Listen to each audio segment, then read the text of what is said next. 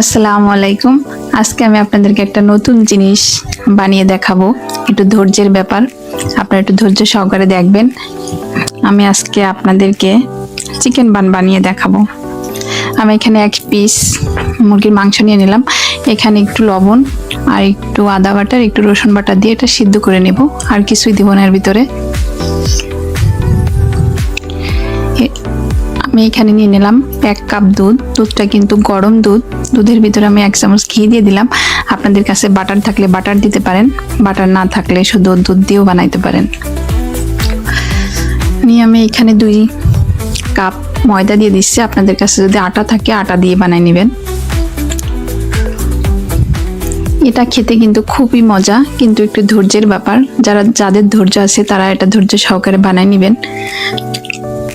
ধৈর্যের ফল সুমিষ্ট হয়, তাই না? এটা হচ্ছে সেই ব্যাপারটাই এখানে।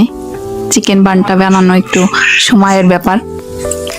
আমি এখানে দিয়ে দিলাম 1 চামচ ইস্ট। আমি এর ভিতর 2 চামচ চিনি দিছি আর স্বাদ মতো একটু লবণ দিছি। লবণটা কিন্তু বেশি না, 1 চিমটি, কারণ এখানে আমি যে পুরটা বানাবো এখানে সয়া সস দেবো, যেহেতু লবণ থাকে।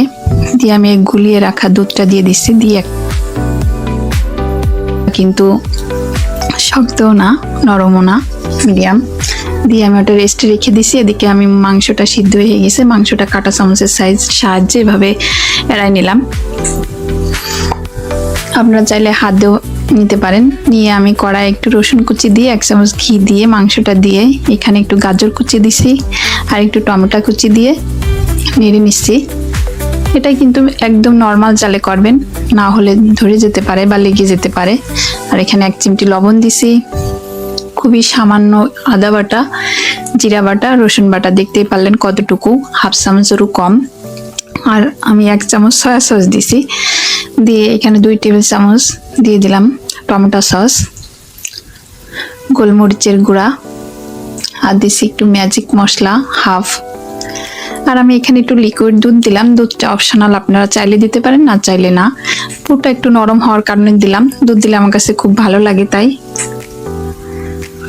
দিয়ে দেখেন আমি এইভাবে রুটি বেলে ছোট ছোট করে লুচি করে নিয়ে এর ভিতরে পুরটা ভরে নিচ্ছি। এইভাবে আপনারা ছোট বড় করতে পারেন। আমি যে এইভাবে করে নিলাম।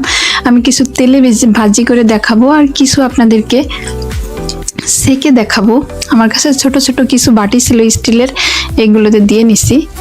যেহেতু আমার কাছে চিকেন বান বানানোর কোনো পেপার নাই, তাই উপস্থিতি বোধ দিতে আমি এভাবে করে নিছি। আপনারা আপনাদের মতো করতে পারেন। আমরা এগুলো বানাই কিন্তু আটা ছিটাই রাখছি যাতে লেগে না যায়।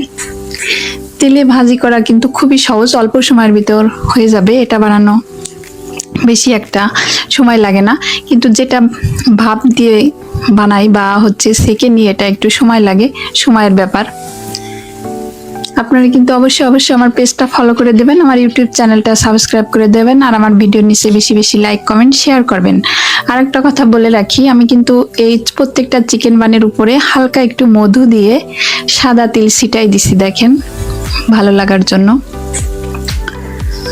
আমি আপনাদেরকে ভেঙে দেখাই।